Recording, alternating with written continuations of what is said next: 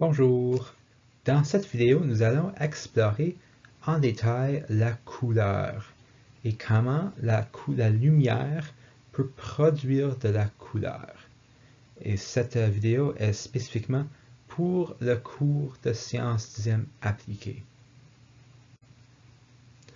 Alors, commençons en parlant un peu de l'arc-en-ciel et de la dispersion de la lumière. Alors, quand la lumière vient du soleil, on dit que c'est la lumière blanche. La lumière blanche contient les lumières de toutes les différentes couleurs.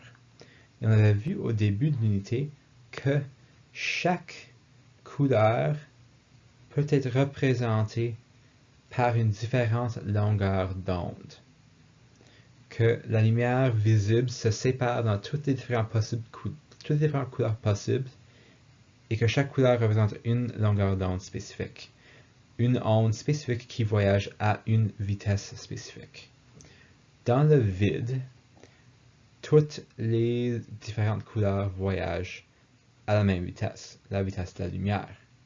Mais dès que ta lumière rentre dans un milieu qui n'est pas le vide, toutes les couleurs vont voyager à une vitesse un peu différente. Le rouge va voyager le plus rapidement parmi toutes les couleurs. Alors lui va être réfracté le moins parmi toutes les couleurs. Et quand il sort du milieu, lui va être en haut. Si on mettait, disons, un écran ici, on verrait le rouge en haut, juste ici, parce que le rouge sera réfracté le moins parmi toutes les couleurs. Le violet, par contre, lui est le plus lent de toutes les couleurs. Et lui sera réfracté le plus. Alors, lui va venir ici. Et si on mettait un écran ici, on verrait le violet en bas. Parce qu'il voyage le plus lentement et est réfracté le plus. Et c'est comme ça qu'on peut produire un arc-en-ciel. C'est qu'un arc-en-ciel, c'est quand les gouttes d'eau dans le ciel dispersent la lumière selon les différentes vitesses. Alors là, la question c'est comment sait-on par exemple que la banane est jaune, ou que la chaise est brun, ou que le tableau blanc est blanc? Comment sait-on que quelque chose a une couleur spécifique? Bien, la lumière visible du soleil, comme j'ai dit, c'est blanche.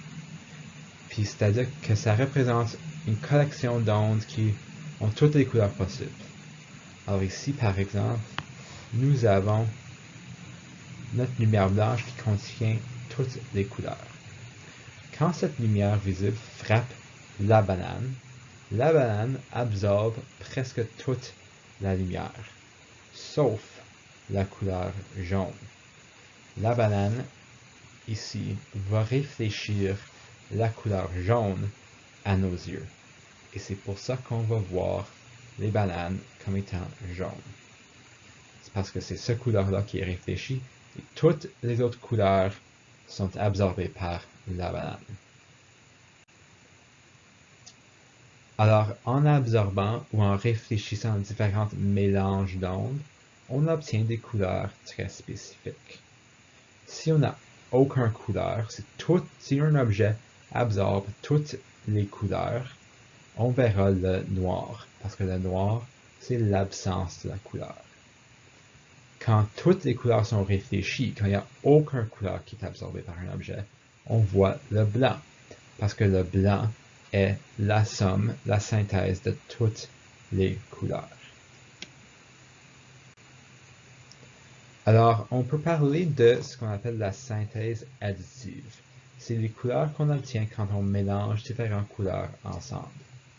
Nos yeux, à nous, sont principalement capables de recevoir 3 ondes, le rouge, le vert et le bleu. Même s'il y a des longueurs d'onde pour des centaines de milliers de différentes couleurs, nous autres, on est seulement capables de recevoir principalement 3 couleurs, rouge, vert et bleu. Et c'est en mélangeant différentes quantités de ces 3 couleurs qu'on obtient toutes les autres couleurs qui existent au monde. Alors, un mélange égal de rouge, vert et bleu va donner le blanc.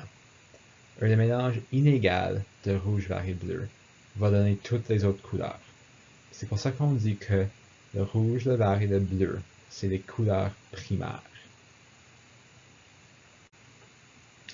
Alors ici, comme on peut voir à droite, si on mélange le bleu et le rouge ensemble, on obtient le magenta. Si on mélange le vert et le rouge ensemble, on obtient le jaune.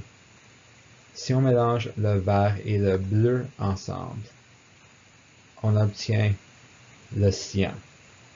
Si on mélange les trois ensemble, on obtient le blanc au milieu. Il y a les trois couleurs jaune, cyan et magenta. On appelle ça nos couleurs secondaires. Parce que c'est les couleurs qui sont formées quand deux des trois couleurs primaires sont mélangées ensemble. Et ces couleurs qui sont à l'opposé, les couleurs qui sont à l'opposé l'un de l'autre sont complémentaires. Alors on peut dire que le rouge et le cyan sont des couleurs complémentaires. Parce que le rouge avec le vert, le rouge ne peut pas produire le cyan. Le cyan est produit quand le vert et le bleu sont mélangés. De la même façon, le vert et le magenta sont complémentaires, le bleu et le jaune sont complémentaires. Les couleurs secondaires qui sont obtenues sans les couleurs primaires on dit qu'ils sont complémentaires. Alors, où est-ce qu'on s'en va avec tout ça? Bien, c'est en ajoutant ce qu'on appelle des pigments, des différentes couleurs secondaires aux objets, que nous pouvons absorber ou soustraire les ondes nécessaires pour produire la couleur désirée. Disons qu'on veut produire une chandail verte. Pour produire une chandail verte, on a besoin que l'objet réfléchisse le vert. C'est-à-dire qu'on a besoin que le chandail absorbe toutes les couleurs sauf le vert. Alors ce qu'on va faire, c'est qu'on va ajouter des pigments jaune et cyan. Parce que le jaune va absorber le bleu. La couleur secondaire va absorber son couleur complémentaire. On voit ici que le jaune, lui, va absorber le bleu. Et le cyan, lui, va absorber le rouge. Et ce qui va nous rester, c'est le vert. Qui est là. C'est le vert qui va rester quand le cyan et le jaune sont là. Alors si on veut créer une chandail vert, on va mettre des pigments de jaune et de cyan dans notre chandail pour absorber le rouge et le bleu et réfléchir le vert. Alors ici, on va répéter ce que je viens de dire. Si tu veux obtenir une couleur spécifique, tu vas ajouter une combinaison d'au moins 2 pigments pour produire cette couleur. Disons on veut un chandail vert. Ben, on va ajouter des pigments jaunes et cyan. Parce que les pigments jaunes, eux, vont absorber le bleu. Les pigments cyans, eux, vont absorber le rouge. Puis ce qui va rester, ce sera le vert. Ce sera le vert qui va réfléchir. Parce qu'on a besoin du magenta qui pourrait absorber le vert, puis on n'a pas de pigment magenta dans notre objet. Si on veut, disons, produire le bleu, on va ajouter des pigments de magenta et de cyan pour produire le bleu, parce que le magenta va absorber le vert, le cyan va absorber le rouge, et tout ce qui va rester, c'est le bleu qui va être réfléchi. Si on peut produire le noir, on va ajouter les 3 pigments pour absorber toutes les couleurs. Alors ici, on voit juste une autre façon de démontrer la synthèse mise ensemble. Alors si on a la lumière blanche, on peut voir le rouge, le vert et le bleu, les couleurs primaires. Tous les autres vont frapper un objet. Disons un objet qui a des pigments cyan. Ben, le pigment cyan, ici, eux, vont réfléchir, vont absorber le rouge, parce que le rouge est la couleur complémentaire du cyan. Alors ton rouge, lui, est absorbé. Et tout ce qui est réfléchi, c'est le bleu et le vert. Et selon le cyan exact que tu vois, et la combinaison de bleu et de vert exact, tu vas produire avec le bleu et le vert le cyan. Alors si tu veux produire un chandail de couleur cyan, tu mets des pigments cyans là-dedans. Parce que les pigments cyans vont absorber le rouge et vont réfléchir le vert et le bleu dans une quantité nécessaire pour produire le cyan. Alors c'est comme ça que la synthèse additive et soustractive sont mis ensemble pour produire une couleur spécifique.